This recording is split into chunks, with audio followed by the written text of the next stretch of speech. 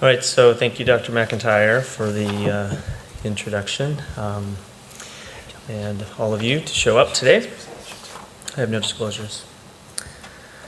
So what I'll be presenting later today at the in the session this afternoon is a concept of overcoming this signal, the "don't eat me" signal, of course, which is the wish of these lymphomas, and we will show data that this strategy actually overcomes the drug resistance that you see in these refractory lymphomas, and you get clinical remissions with quite minimal toxicity.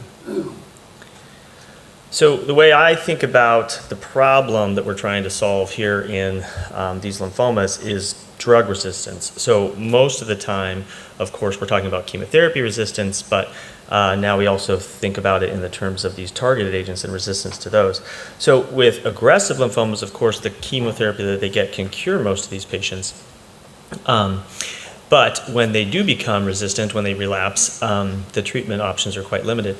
Now, in indolent lymphomas, the chemotherapy that we give doesn't cure the patient, and it is true that they have multiple treatment options, but it is also true that with subsequent therapies, the point of diminishing returns happens quickly, and the remission durations are much lower and shorter as you get to second and third line therapy.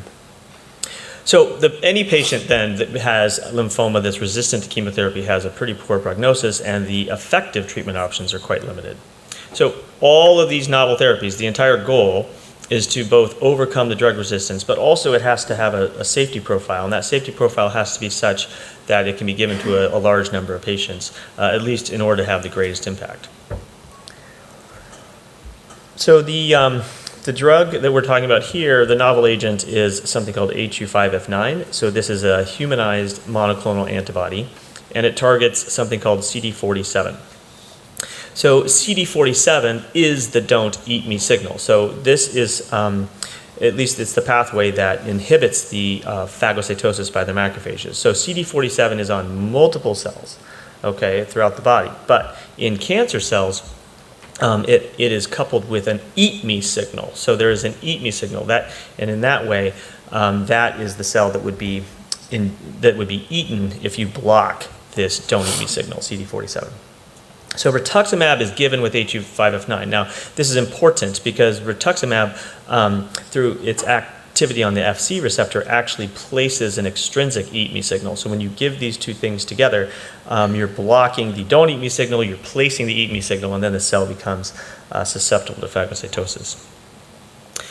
It's already known before this presentation that this is effective. This has been published in the New England Journal of Medicine, so it is, at least the early phase 1 was published and shows that it's active and safe in patients with drug-resistant lymphomas. But what was not known before this presentation is how long that effect lasts. So this is a longer follow-up, and we actually will show you that the effects are durable and with continuous dosing.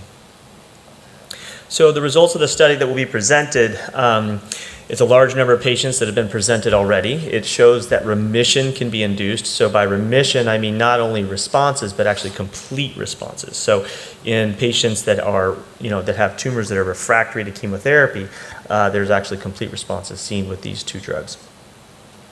And that can be seen both in large cell lymphoma, but also in indolent lymphoma. So both tumors are sensitive. The response rates are higher in indolent lymphoma, not too surprising, and the complete response rates are higher. And we'll show that. Also, with continuous dosing, we see that the side effects are they're quite. It's a tolerable drug, but it also is true that most of the side effects occur in the first month. So when you target this, the one cell of the body that is susceptible to targeting this is the aging red blood cells. So as expected, you will get anemia when you give the treatment. But we'll show that almost all that anemia occurs the first cycle, and then even though you keep giving the drug with continuous dosing, that hemoglobin rises, and the patients actually don't have anemia with continuous dosing. And we'll show you that the remissions are durable. So the early patients, the first 25 that were in the phase 1, have now gone on, and we have patients that are out past 2 years and still continue to get drug and have not lost their remission. And that's probably the most impactful finding of this presentation. So I think in conclusion, the way I put this together, this is a combination that has durable activity, and it also works in patients that already have this chemotherapy resistance, which of course is the goal to overcome. And the safety profile is remarkable. So these two monoclonal antibodies, the benefit here is then it can be used in almost all patients, so independent of age, and it's off the shelf. It doesn't need to be a procedure, this kind of thing, and that's where the most impact potentially could come. So these studies that we have to this point don't show us how it compares to other treatments. It's hard to compare phase 2 studies, but that is needed, at least in the patient populations that we see. And I think also, importantly, translationally, some of the correlatives that need to be done is we really want to have a better understanding of who benefits. So it doesn't benefit all patients. So one of the most important things is patient selection and trying to figure out who it is that benefits the most from this. But because the safety profile is so, well, I don't want to say minimal, but it's certainly it's modest, then that means other agents can be added. And so that's an important thing for future research, is we can think about what agents should be added to this combination to sort of improve the outcomes. And with that, I'd like to answer any of your questions. Thank you very much. Hi, Neil Osterwald with Hematology News. So is this the same molecule as TTI 621?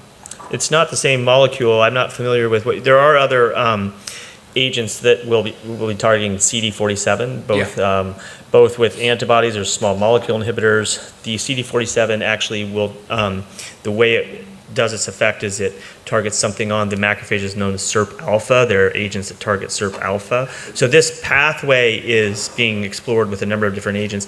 This is the first-in-class monoclonal antibody, so it's the furthest in development, this humanized antibody here. I see, yeah, the one that I was asking about does target SIRP alpha. Yeah, and so that's a similar concept, but it's targeting something actually on the macrophages themselves. Okay, and do you think there would be a difference in performance? Or? It's hard to know. I haven't seen all the data about these agents. I think it's fair to say that this particular pathway is exciting, and so a number of different agents are being developed, sort of similar to what you might think of with checkpoint inhibitors, PD-1 and PD-L1. You know, one's targeting the ligand, one's targeting the receptor.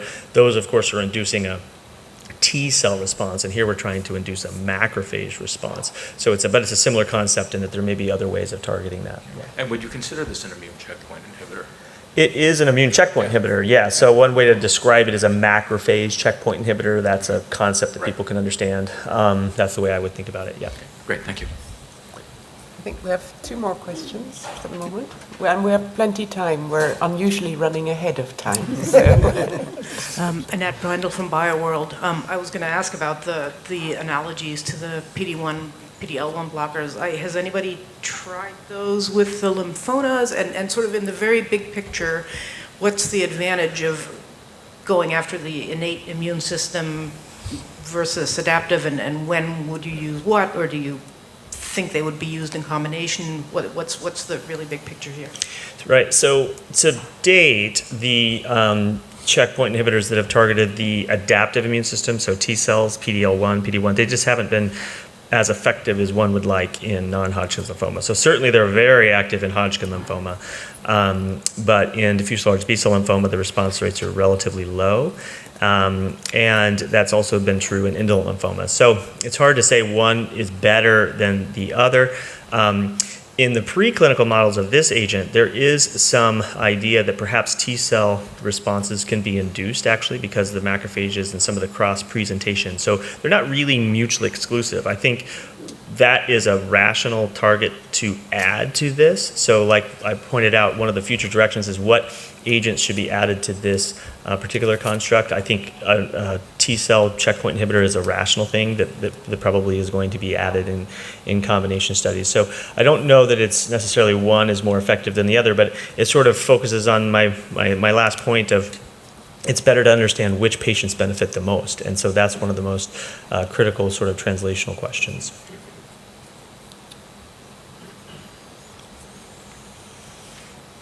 Hi, Nancy Melville with Medscape Medical News.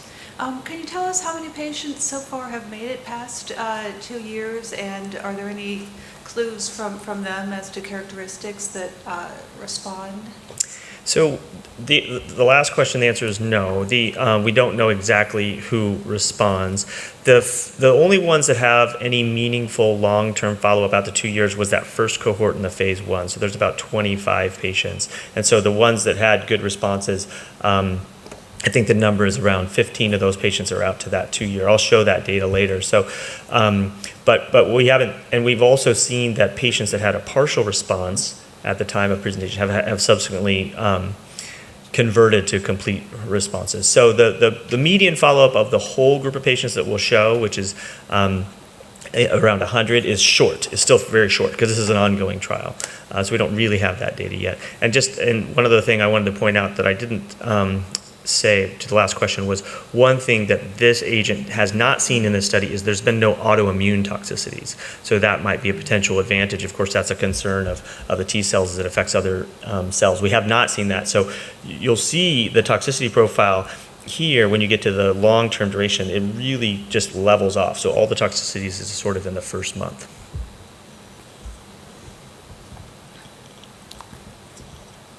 Wonderful. So if there are no more questions from you, I've just got one last one. Yep. You said CD47 was expressed widely, so you've presented exciting data on indolent lymphomas.